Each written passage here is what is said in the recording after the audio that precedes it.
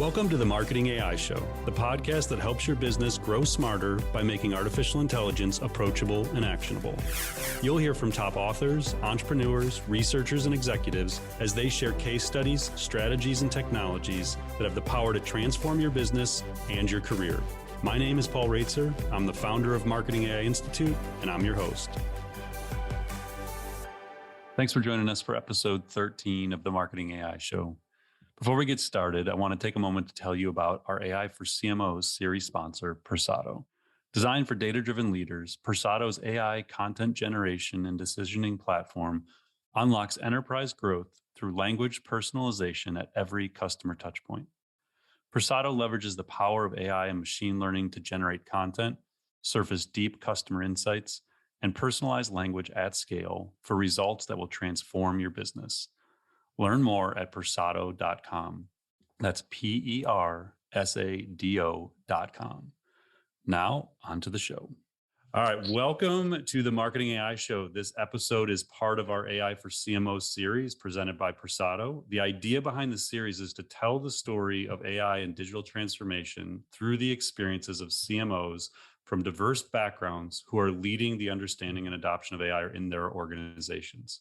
While AI is forecast to have trillions of dollars in annual impact on businesses, many marketers are just beginning to explore how it can impact their careers and organizations and trying to figure out how to get started. Stories like we'll hear today from today's guests gives us an inside look at what it's like to pilot and scale AI in marketing. I am honored to be joined today by Andrea Brimmer, the Chief Marketing and PR Officer for Ally. Andrea was recognized by Forbes last year as one of the 50 most influential CMOs in the world. That's a big deal. Welcome, Andrea. I had to show it in print to my parents for them to believe it. I love it. I know you've got some accolades. We'll go through some of the other ones. That wasn't your first recognition for the work you've done, but I always love to start with the origin story and kind of go back. And I know you're a big Michigan State booster fan, alumni, very proud alum there. Go green, that's for sure. Yeah, and you were advertising major. So I want to talk why advertising, like what led you into advertising in college, and then talk a little bit about the early days of your careers. I think you worked at an ad agency then once you left Michigan State. Yeah, the origin story is nowhere near the present day story. I never thought I'd be doing a podcast talking about something called AI.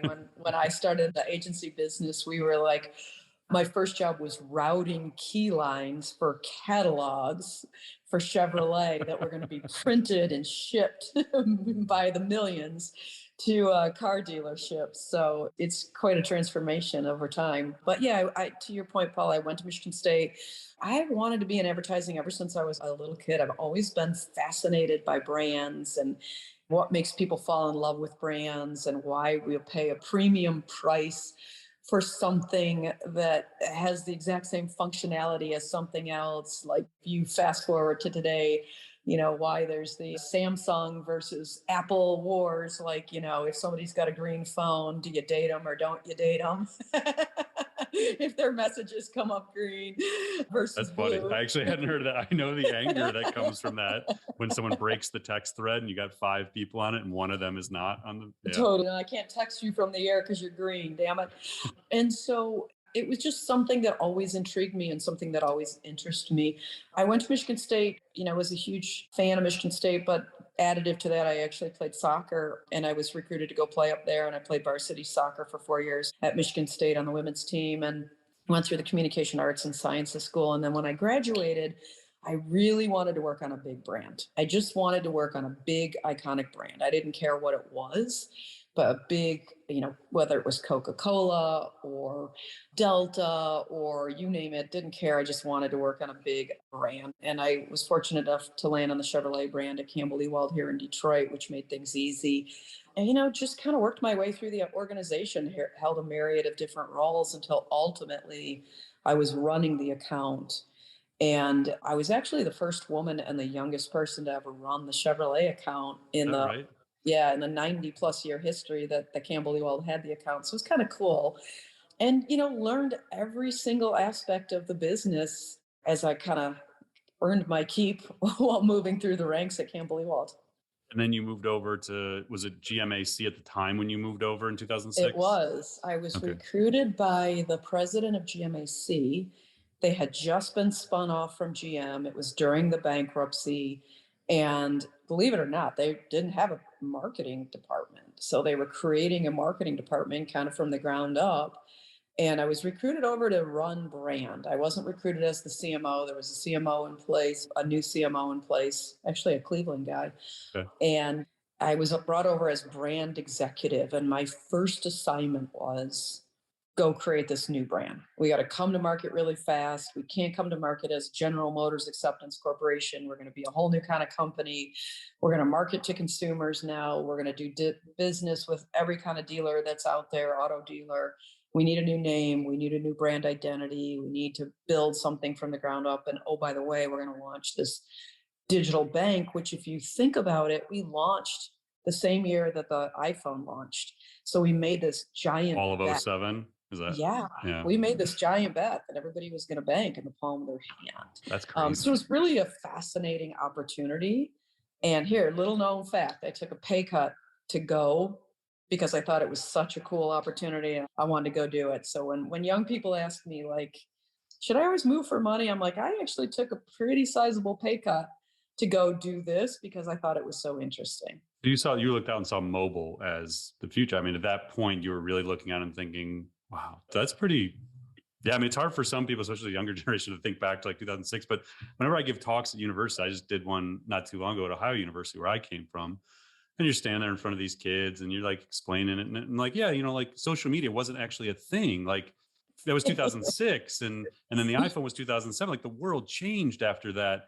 And then I'm like, when were you all born? Like, I know. And they're like, oh, 2002. I'm like, oh God, like it's so hard. I know. I was watching a movie the other night and they were just, they were like doing the dial-up on AOL in the movie. And I was like, I even forgot about that. I forgot about how hard it was. Now we get frustrated if, our little wheel's spinning for more than 10 seconds and we disconnect and go to another site. So it's amazing how far we've come.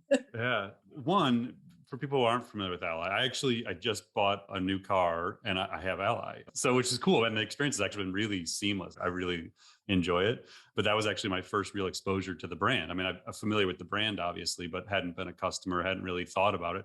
What does Ally do? For people who aren't familiar, maybe know for one thing and not the other, what does the organization do? Well, now we got to get you to open a bank account, Paul. So hopefully by the end of this, I'll have convinced you. So we're really the only full-scale digital financial services company really in the country.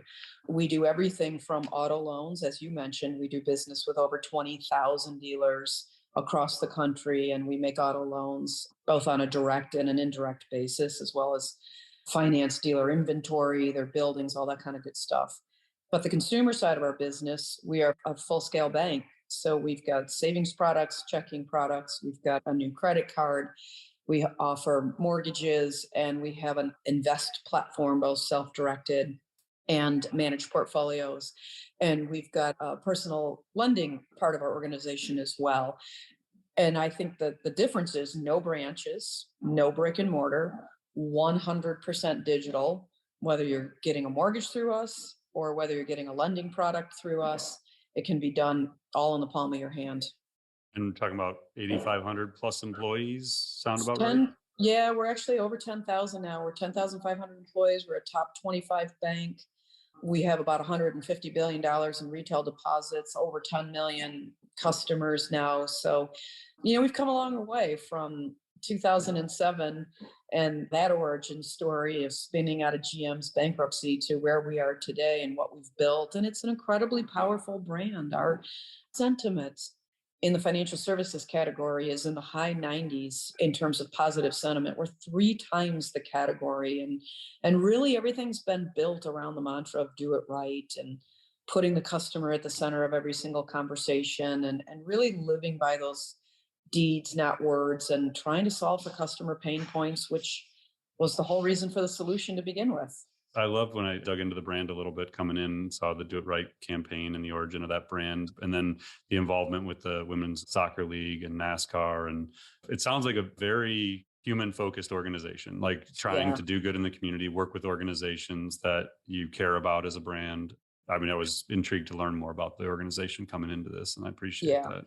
No, very much so. I mean, when we started the brand, this notion of being a good citizen of the world was there from the get. And I know it's pretty popular now, but it's been part of who and what we've been about since we began. And it guides a lot of our decisions. Like you mentioned, National Women's Soccer League, we were an early adopter there. And not only are we a partner of the league, but we did a deal with the Players Association as well, which is pretty rare to be on both sides of the coin, because we felt like the players needed support, especially through everything that they went through last year with a lot of, scandals kind of riddling what was happening to the players. So just a big part of how we're driven, and really an ethos that comes down from JB, who's our CEO, and this idea of, he always says financial services that truly serve. And that's really what guides us. Like it. And so for our Marketing AI conference, which I think I mentioned to you when we were connecting, I created this tagline, more intelligent, more human. And the whole idea was, when we're talking about artificial intelligence, what we were trying to do is not teach people hacks and shortcuts to cut staff and drive efficiency. It was this belief that we have this unique opportunity in marketing and in business to make everything we do more intelligent, to get smarter technology, to use data in more informed ways. And in the process, free brands up to become more human, to actually focus on empathy and community and things like that. So I kind of love, as a lead into our conversation about AI today, just that it seems like that's the kind of organization you represent and the kind of brand that you're building, which is really cool. Yeah, thank you. And obviously, with the business lines, you have a lot of data. So when we talk about AI, one of the core components is to have data.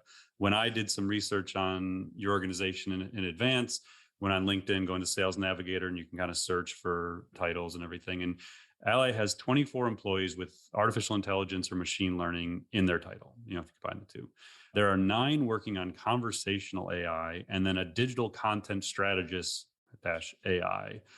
So can you talk a little bit about, I don't think the conversational AI people report in marketing, maybe they do, but I'm fascinated to actually learn about the organizational structure and where these people sit and what role they play in your strategy and vision for the organization. Yeah, absolutely. Well, so obviously, as a digitally native company, the importance of having a really significant, kind of digital and IT organization is critical. And we brought an amazing CIO in, and I guess it's been 2 years now. I think we're all living in pandemic time, so we lose track of time. Satish M, he came over from Honeywell and American Express before that, and really is our chief digital transformation officer more than anything else. And so probably we have such a large organization within IT, it would be hard to get to the nitty gritty in terms of everybody that's got AI in their title, but we've got everything from certainly conversational AI with our Ally Assist, which we launched several years ago. Is that Alexa powered? Is that what I Yeah, it's basically Chatbot, where you come in and can have a conversation with us in our channels. We have an AI center of excellence within Satish's organization that provides specialties, which is kind of cool. We have a lot of AI that we use to really look across processes and, kind of to the point that you were making, automate things that were manual processes, copying information from, one system into another to make work easier. And then we're using a lot of AI, obviously, for document management, to extract ID numbers from documents, to be extracting things like income information, et cetera, to, kind of read documents and take some of the human error factors out of the equation. We don't use AI at all to make financial decisions on loan approvals or credit line decisioning, rather really using AI to be able to empower conversations between customers and us, as well as using AI to really be able to make processes easier and make us move faster. About in the realm of like performance or creativity? I know I was watching this pretty incredible talk on like future of advertising from WPP recently, and they were just talking about all the ways that AI is finding itself into the creation of advertising. Is that an area where you've started to look at, either from a media buying, budget allocation, or assisting in the creativity of the ads? Is that something you've played around with at all? We haven't done that yet, but I'll tell you, we have used a lot of augmented reality and virtual reality persistently and consistently in the 7-year, 10-year that I've had as CMO. And I'll give you a few examples. Probably about 6 years ago now, we created a virtual reality game that lived as an app on your phone. We launched it for the Super Bowl, but the cool thing about it is it only worked during the commercial breaks of the Super Bowl. And it was a way to interrupt what other marketers were doing. And it was a really cool game where we asked you to come in, tell us what you were saving for. And then you played this game where money rained down in whatever room you were in. And you had to catch it as fast as you could, put it in a virtual piggy bank. And the top 10 people with the highest scores, we granted their savings wish. We took Monopoly a couple of years ago, which is a game about banking, and we built physical live Monopoly boards in 6 different cities, giant Monopoly boards, but it was all an augmented reality experience once you got to the pieces. So you used an app and Mr. Monopoly would come to life, and different pieces from the game would come to life and give you clues on how to go from board piece to board piece. We created an island in Animal Crossing. I heard that. Was that the Gary Vee one you were talking about? That my kids are obsessed with Animal Crossing. I was like, oh, I want to see it. We actually broke the game. Oh my gosh. It's crazy. We've created a world in Minecraft called Fintropolis. So if you've got kids that are... My son is obsessed. My daughter too, 10 and 9. That's all they do is Minecraft. Tell them to download Fintropolis. It's a game on financial literacy. But, so the point is we've used technology like VR, AR, AI to engage people on a subject that is really important, financial literacy and managing your money. But it's a subject that people are apathetic about because it's not sexy and it's scary. And you don't want to have the money talk, especially with your banker, right? For sure. And so that's been our door in. That's been really interesting. I know I'm kind of going on and on, but in terms of how we've used AI creatively, we definitely have used it in CRM. Okay. So we've used a lot of tools from a CRM standpoint to bring in real-time information on creative messaging and optimization, whether it's a happy birthday email that will update depending on what time you open it, all the way to emails that will update based on when you've applied for a mortgage and where you're at in the process, and kind of everything in between, so that when we talk with you, we're talking to you in real terms and the information we're pushing at you does not seem dated. When you're doing these kind of innovative approaches, are you working with the CIO, Satish, and his team? Is it an outside agency? Because one of the challenges that I'm seeing is like we have been searching for CMOs who can talk about AI, and it's really hard to find. And so what I've kind of started leaning toward is that I think it's actually the chief digital or chief digital transformation officer or the CIO, where a lot of it is living, and then the CMOs are actually in partnership with these teams. How does that work? Like, you have a vision for an idea, but you don't know how to execute it. You know how the data is required, or how you're going to do it.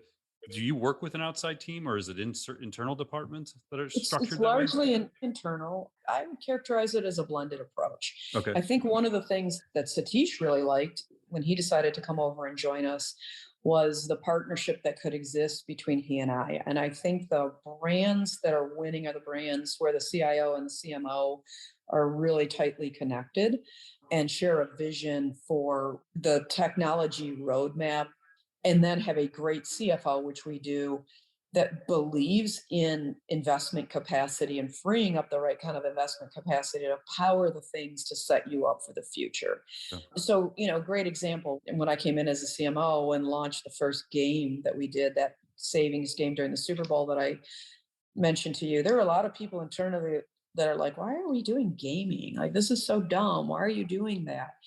And we just came back from a leadership conference a couple of weeks ago, and everyone was like, thank God you did what you did when you did it. What else are we doing in gaming?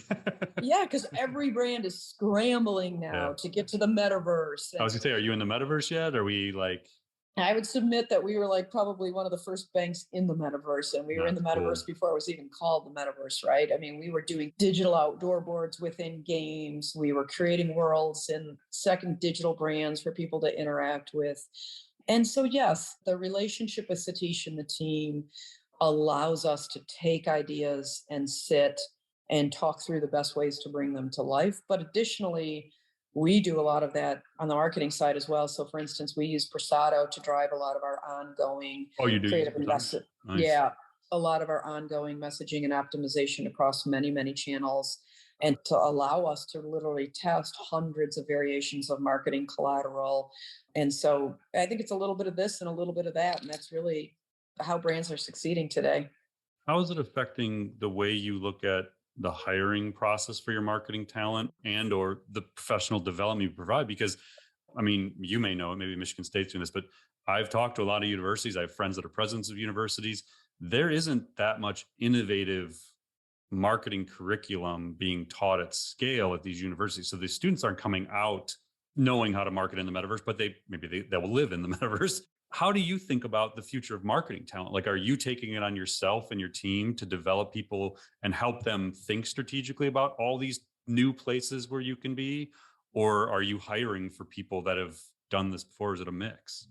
It's definitely a mix. So I happen to sit on the board of the Michigan State, the Communication Arts and Sciences, the Professional Advisory Board. And so we work really closely with Teresa Maston, who's the chair there, to help develop curriculum. And I think it's really important for marketers that are listening to this, that they're working with universities in some way, shape, or form, getting on those boards and helping shape the right kind of curriculum so that we're breeding the future of marketing to be prepared for the evolution that's occurring in front of us.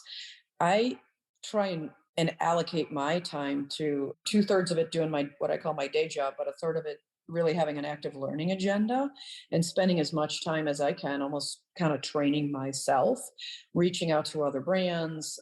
I'm not big in terms of necessarily going to conferences, but voracious in terms of reading and learning what other marketers have done, especially in this space, or other companies have done, and then reaching out to them and kind of trying to be a sponge and learning from them. I had actually a call this morning with somebody from AB and InBev that's doing some really breakthrough stuff. And I think that's a lot of the ways we're all learning from one another, listening to podcasts, doing these kinds of things. And then I think third is hiring different kind of people. So for instance, we just hired a gaming team in my organization.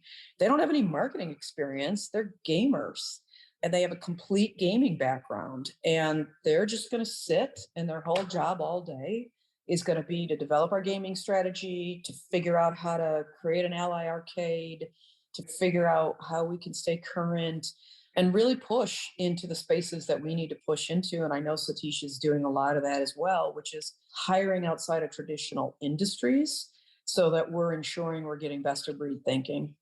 I love that idea. I know, like, we have a book coming out on marketing and AI in June, and we have a section on talent. And one of the things I went and looked at is how many brands are actually hiring astrophysicists.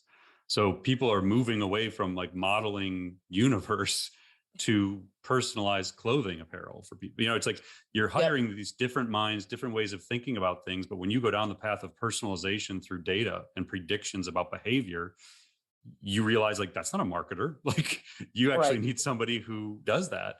So I'm always intrigued to talk to really forward thinking people and like what does 5 years from now look like? Like what is the marketing organization structured with, and what people from these disciplines that you would have never thought about are key. And some of it is like these early bets like you're making, like gaming's going to be big, mobile's going to be big. Like you see out into like where you think it's going, and then you try and build a team of people who can help you bring that reality to life, which is a really cool way to look at it. Yeah. And I think the thing that's important is I think everybody has to realize you're going to be in a constant state of evolution now. Yeah. There's no set it or forget it in our business anymore. Faster and faster change. Faster and faster, move at the speed of culture, move at the speed of the consumer, and then lean into the places where you can absorb knowledge. Next week, we're actually doing a knowledge session with Accenture, and they're going to come in and we're going to we bought a bunch of Oculuses and we're going to spend a half a day in the metaverse and develop a number of just kind of theoretical ideas and then do sprints against it as a marketing organization in partnership with our IT people to try to bring to life some of the ideas that day. And you just have to do a lot of that. There has to be a time allocation right now in our business to learning. And if not, it's really hard to keep up.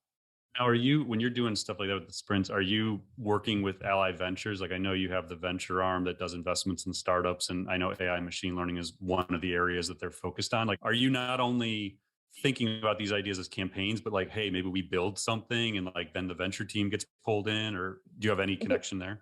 Yeah, so the way that the venture team works is the venture team really exists to make investments Okay. in fintechs, as well as to find interesting startup resources that are out kind of in the landscape where they could bring back an expertise or specialty to us that might be useful. And we definitely have used, some of the incubator ideas that have come out of these startups for different things across Ally. I think when we do things more like what we're going to do next week in these sprints, it's typically tends to be the folks that are across Satish's digital transformation organization, and then key people within my organization that are tasked with kind of this innovative thinking and how do we reach the consumer, and we'll go out and develop the ideas and develop these sprints to that extent. And then, we certainly will lean into right external resources. Accenture, as I mentioned, RGA, who's our digital agency, they've got, some really significant chops in a lot of these areas. They've got creativity labs and innovation labs. And I think everybody's building those same kind of labs or has them. And I think it's right now, it's a lot of experimentation. It's a lot of learn fast and fail fast and figure out how to build the roadmap that allows you to stay current with what the consumer expectation is right now. And I think for marketers, from a career perspective, realize how fast it's moving and look for organizations like Ally, where if this is the kind of thing that excites you, like you do have to be in organizations that support this. Like there are plenty, especially within your realm, like financial services, like they're not all forward thinking, nimble organizations. If you want to be a part of where it's going, you have to be within environments that embrace change and, really try and drive it too. So That's a great point, and it's one of the things we talk about all the time, which is when you get up in the morning, you're not comparing your experience with Ally versus your experience with Chase that day and Wells Fargo and Bank of America. You're going to get up and maybe you go into your Ally app and pay your auto loan. And then the next thing you're going to do is you're going to pop up and, maybe pop into your Netflix app and decide what you're going to watch that night. You might DoorDash some food. You might jump onto the, Nordstrom app, buy yourself a new pair of boots, and then go into Apple News and read what's going on. Your experience with us is being compared against every great digital brand that you're dealing with during the course of the day. And so we have to think of ourselves in that regard, and we have to be developing a roadmap that is building us against the best digital experiences that are out there, regardless of category. And that's really the lens we kind of put on everything. it might be the perfect way to wrap it. I think like I always tell people, I don't care if you're B2B or B2C, it's consumer expectations is what you're constantly striving to meet. If your expectation as consumer is the simplicity and convenience of all these brands you're just talking about and all those apps and experiences, and then you're a B2B marketer and you like go to your site and it's totally friction filled, like there's nothing, like you got problems. And so I think looking at the best consumer brands and how they're innovating to meet consumer expectations and the demand for personalization without invasion of privacy, it's a really hard threshold to get to as marketers, but that's what's expected of us now. Absolutely. You got to walk in the consumer's shoes. One of the things that I did at the beginning of this year is I told each one of my leaders, go pick something you want to learn about as a team. I don't care what it is. And just go try and figure it out. Like go buy an NFT, go buy some Oculuses and spend a week in the metaverse. Go open a crypto account. Like go do all these things. Look, see what consumers are doing right now. Figure it out from the consumer lens. We sponsor, we're the financial services sponsor of Twitch. I'm like I said to my team, how many people have a Twitch subscription and are in Twitch playing? Not very many hands go up, right? So go for 2 weeks and go get into Twitch, go learn about it. It's one thing to have the platform present a bunch of slides to you. It's another thing to go experience it. And that's, I think, the best way to keep current in the world of marketing right now, which is evolving at a faster clip than it ever has in our history. Yeah, 100%. And that's what I tell people with artificial intelligence all the time is like, it seems this abstract thing. It's not. Just like go get a free demo of a GPT-3 tool and let it write a draft outline for your blog post or let it create an ad, or like you have to see this stuff at work. You experience AI all the time in Gmail and Netflix and Spotify. Like but you don't know and you don't understand what's happening, go test a tool and see for yourself what it does and how it can drive efficiency. Like, you're just not going to understand how I explain it to you. It's just not going to make sense until you do it yourself. So I think that's such a great way to teach people. So, Yeah, 100%. Well, Andrew, this has been amazing. I'm so grateful for your time. I love what you're doing. I'm a fan of the brand. Before I was aware of it, now I understand it, and I'm a fan of what you're doing. I'm going to be following along.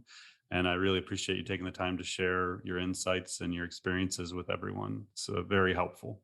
Thank you. My pleasure. Thanks for having us on, and maybe you'll open the bank account. Maybe tomorrow. I'm gonna have to go in and check it out. I have to download my Minecraft thing. I got my kids there. Got to go check out the island in Animal Crossing. You can do it right in the app in less than 2 minutes. So there you go. I got my checklist. This has been the Marketing AI Show. Be sure to follow or subscribe to the podcast if you're curious about AI and want to continue exploring ways it can transform your business and your career. Andrea, thank you again. And thank you for everyone for being with us today. Thanks, Paul. Thanks for listening to the Marketing AI Show. If you like what you heard, you can subscribe on your favorite podcast app. And if you're ready to continue your learning, head over to marketingaiinstitute.com.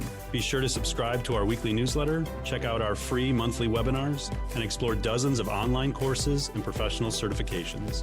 Until next time, stay curious and explore AI.